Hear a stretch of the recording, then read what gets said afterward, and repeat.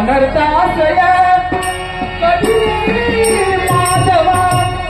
कवनी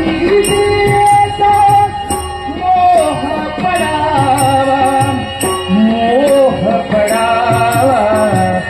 जागरे जागरे जाग जागरे पडल्या भारा जाग जागरे पडल्या भारा ब्रह्मराक्षसाने प्रलय मांडला यक्षाने हा प्रलय मांडला जागरे पडल्या भारा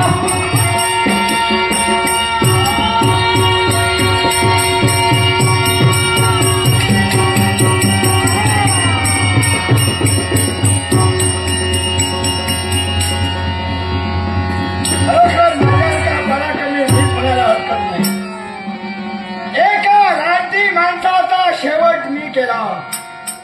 ऐन युद्धाच्या भूमचक्री त्याच्या मस्तकावर मी वार केलाय तो म्हणून मुख हो धन्य तू मानवा धन्य तू मानवा लक्ष प्रकाश धन्य तू मानवा आश्चर्य तुमच्या मस्तकावर माझ्या काठीचा आघात झाला एकाएकी माझ्या समोर दैवी तेजानं तुम्ही मंडित झाला ना भूमीवर पाय ना आकाशाला डोकं दैवी तेज माझ्या नेत्रासमोर मला दिसतंय हे दैवी तेज कोण आहे सर्व लोकांवर वास्तव्य करणारा काय गंधर्वराज कमी आहे मग मला एक सांगा स्वर्गाच्या ठिकाणी तुमचं वास्तव्य मग या भूलोकाच्या ठिकाणी तुम्ही कसे का यालाही कारण असं कोणतं देव दरबारी अमृताच्या इच्छेसाठी रम्याचं नृत्य आणि गंधर्वांचं वादन असतं त्या ठिकाणी फक्त रम्याचं नृत्य करण्यात आलं गंधर्वाला प्रकरण केलं आलं नाही म्हणून मी सहज त्या देवेंद्रला विचारलं देवराज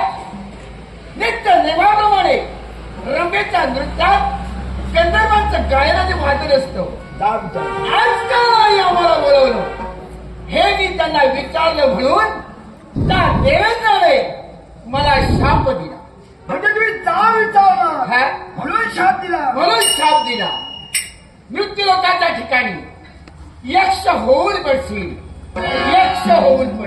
यक्ष होऊन तुम्ही भूलोकाच्या ठिकाणी पडणार मग शास्त्राला नाही का ठेविला शास्त्र आधार सुद्धा ठेविला मग सापाला उत्साह शास्त्राला ठेवल्यावर सापाला उत्साह दिला असा उत्साह कोणता असेल मृत्यू लोकांच्या ठिकाणी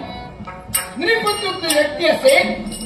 आणि त्याला जर पुत्र झाला असेल तर त्या पुत्राकडून माझा उद्धार होणार आणि त्याप्रमाणे